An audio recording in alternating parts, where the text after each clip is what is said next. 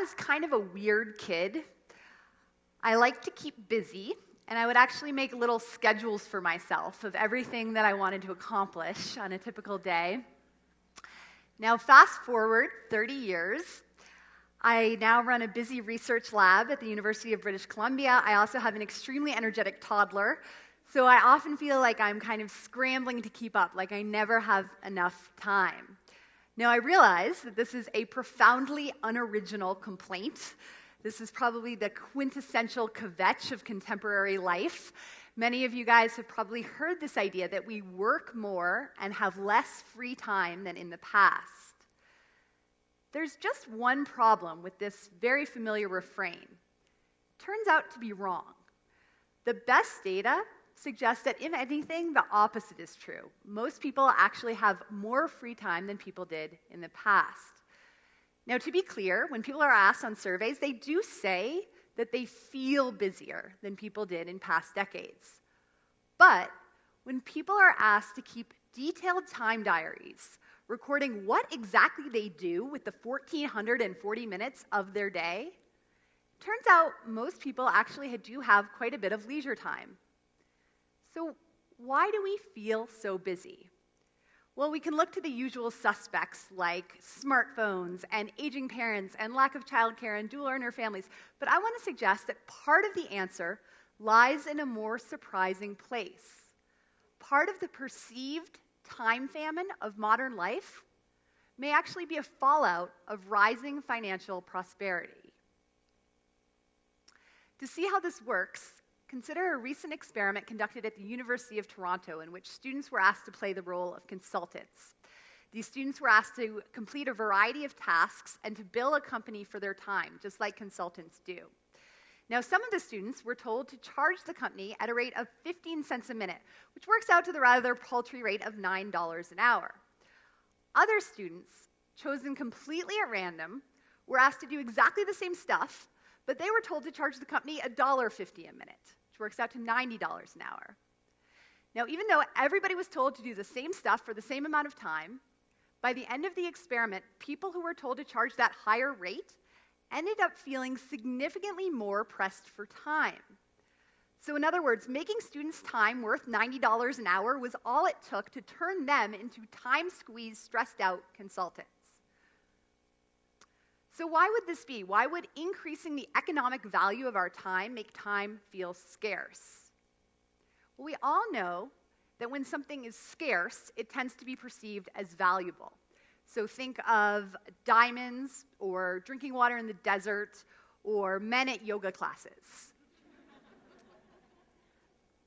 Now, this is such a well-learned association that scarcity and value are almost like conjoined twins. When something is scarce, we tend to perceive it as valuable, and conversely, when something is valuable, we tend to perceive it as scarce. So as the economic value of our time increases, we may perceive our time as scarce. And this might help to explain why people today feel busier than in earlier decades. Over time, economic downturns notwithstanding, incomes have risen in the United States and other countries. So your time today is actually worth more money than it would have been back in 1960. So part of the reason people today feel busier than they did in the past might be that their time is worth more money. Now, interestingly, the same basic principle holds true within any one individual's lifetime. So, for example, if you think about when you were a teenager, you were probably mowing the lawn or making a little money babysitting. Often, once people hit their 20s, they're working in low-paid internships. By their 30s and 40s, people often have real jobs and rising incomes. So over the life span, incomes tend to rise. So if you feel busier now, if you feel more pressed for time now than when you were younger, part of the reason might be that your time is worth more money than it was back in the day. Now, it turns out that some individuals are particularly inclined to see their time as money. So can you guess who these people are? Some of them are probably among us right now. I'll give you a hint. 76 million Americans fall into this category. Speaking here of hourly workers, people who are paid by the hour compared to those who earn a salary are significantly more likely to see their time as money. And it turns out that this affects the way people choose to use their time. In particular, people who are paid by the hour are significantly less likely to engage in volunteer work. Now, that's unfortunate because volunteering is not only good for communities, it also benefits individuals' own happiness. Of course, this is also understandable, right? If you are acutely aware of how much money your time is worth, you might be a bit reluctant to give it up for free. And yet, remarkably, in our own recent research, we find that people may be unwilling to give up even a few seconds of their time to help something else, namely the planet, when they're aware of how much money their time is worth. Now, if you think about it, most environmental behaviors require a few extra seconds of our time. So, for example, in a recent survey, almost 7,000 people in Britain were asked how often they engaged in everyday environmental behaviors to help the planet, things like taking their own shopping bag when shopping or turning off the lights when leaving the room. Now, again, these kinds of environmental behaviors ultimately help the planet, but in the short term, they cost you a few seconds. Now, when we analyzed this data, what we found was that people who were paid by the hour, who tend to think of their time as money, were significantly less likely to engage in these everyday environmental behaviors that take a little bit of time.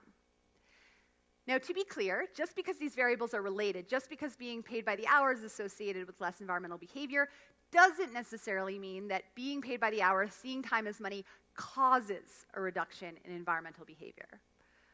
So to put that causal question to the test, we wanted to bring students into our lab and get some of them to see time as money, like hourly workers typically do. So to do this, we had them solve a math problem. We had them figure out what their hourly wage was likely to be after graduation.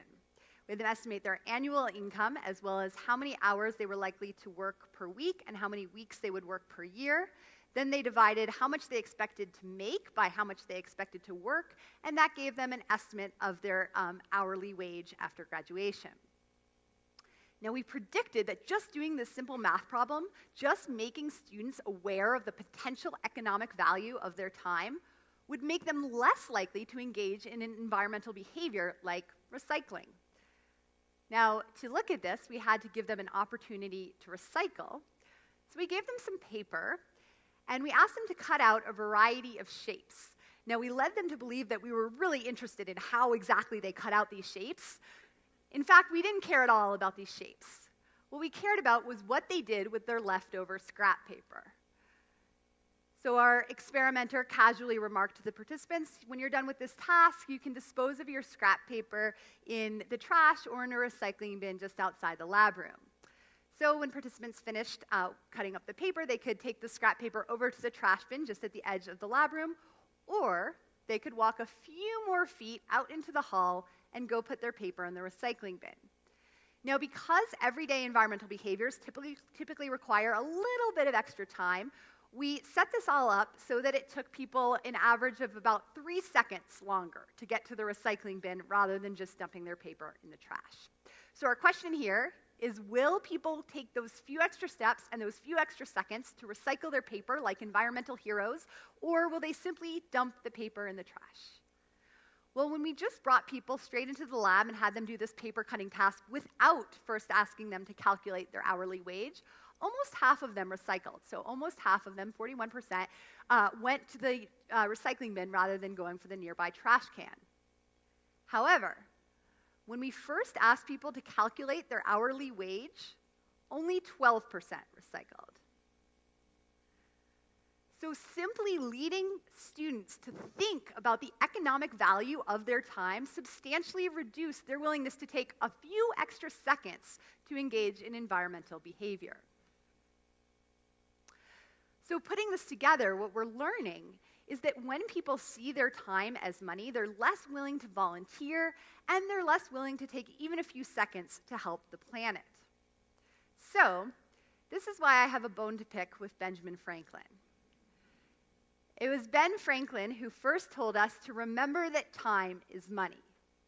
Now, I think Ben Franklin said a lot of smart stuff in his life. This was not one of them.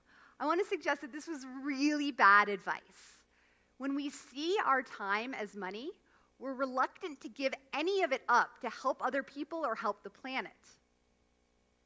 And yet, ironically, new research shows that giving our time away for free is actually one of the best ways to escape that feeling of time famine that I described in the beginning.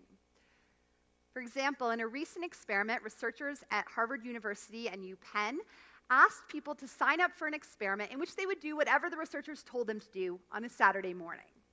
So imagine you're in this study, so Saturday morning rolls around. Here's the set of instructions you get.